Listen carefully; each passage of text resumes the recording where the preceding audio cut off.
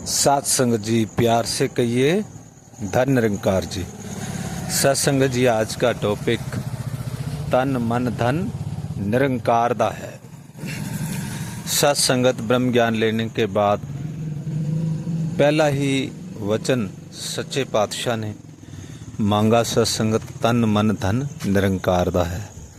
और सत्संगत इसी वचन के अंदर ही ये सारा ब्रह्म ज्ञान समाया हुआ है कि जब इस अवस्था में पहुंच जाएंगे कि तन भी इसका, मन भी इसका, धन भी इसका, तब क्या सत्संगत हम उस वचन को निभा पाए कि तन मन धन निरंकार दा है। सत्संगत जिस दिन मैं ये बात को मान लूँगा कि तन मन धन निरंकार दा है, उसी दिन ये ब्रह्म ज्ञान मेरे जीवन के अंदर पूर्ण रूप से फलीभूत होगा और आनंद की अवस्था। सत्संगत तन भी इसका, मन भी इसका, धन भी इसका, ये पहले ही वचन में जब सच्चे पातशाह ने मांगा तो सत्संगत बाकी क्या बचा। बात यहाँ पर आती है, बाकी जो बचा वही मैं हूँ। सत्संगत जब ये अवस्था एक ब्रह्मज्ञानी संत की बन जाती है सत्संगत, तो वो आनंद की अवस्था होती है कि सब कुछ प्रभु का है, मेरा मुझ में कुछ नहीं, जो कुछ है सो तेरा, तेरा तुझको सौंपिए क्या लागे मेरा। लेकिन सत्संगत माया के अंदर फंसा ये इंसान इस संसार को ही सब कुछ मान लेता है, सच मान लेता है।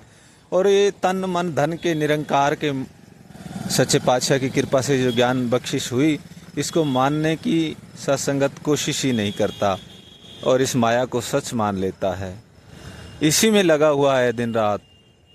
और सत्संगत वो कमाइयाँ भी जो संसारिक रूप से उसी को सच मानकर वो कमाई कर रहा है। लेकिन जब ये सपना टूटता है, जब इसको एहसास होता है कि ये तन मन और धन एक दिन छोड़ना है, तब सत्संगत बड़ी देर हो चुकी है। इसलिए सत्संगत सच्चे पातशाह के आशीर्वाद आ रहे कि पहले ही वचन में ये ब्रह्म ज्ञान इसी से ही सत्संगत जीवन में आ जाएगा कि जब मेरी ये अवस्था हो जाएगी, तन मन धन निरंकार दा है। राजा जनक ने सत्संगत जी जब ब्रह्म ज्ञान की प्राप्ति हुई, तब सत्संगत उन्होंने तन मन धन प्रभु को भेंट कर दिया। वो राजा थे और उन्होंने अपने गुरु के चरणों में वो सारा अष्टावक्र जी के रख दिया, धन भी तन भी मन भी।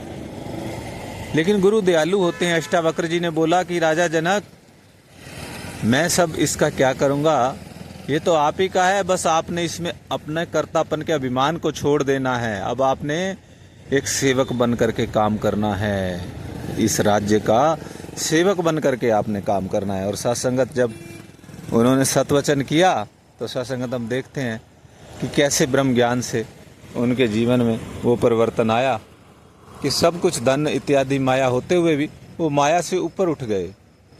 गुरु के इस वचन पर चल पड़े कि तन मन धन निरंकार दा है। सत्संगत हम भी इस सपने को सच ना माने, ये तो वाकई में सच्चे पातशाह का है। और हम अगर जीते जी इसको मान लेंगे, सत्संगत मुक्त हो जाएंगे कि मेरा तो नहीं है ये सब।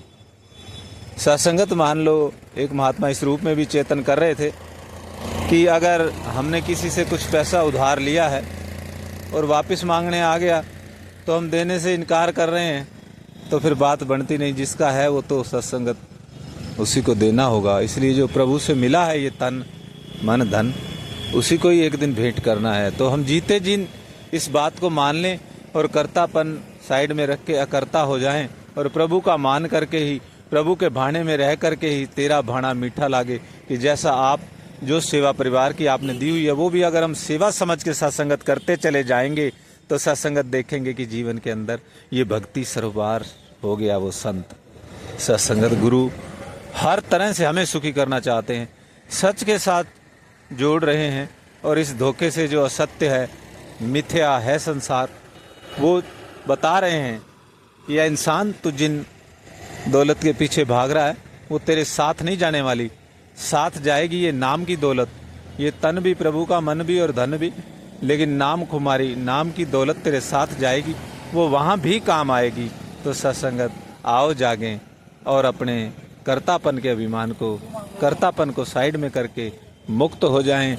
गुरु के दर पर जीते जी मर जाना ही भक्ति है। जीते जी अपने इस अहंकार को, अभिमान को साइड कर दें, मुक्त हो जाएं और एक सेवक बन करके, अपना एक गुरसिख बन करके जीवन जिए। सत्संगत तभी गुरु रीझता है। सतगुरु भी हमारे से यही चाहते हैं कि मेरे संत भटकन में ना पड़ें, इस संसार को सच ना माने, केवल यहाँ कुछ समय के लिए आए और वो जो सेवाएं मिली हैं वो सेवा समझ करके एक राहगीर की तरह, एक मुसाफिर की तरह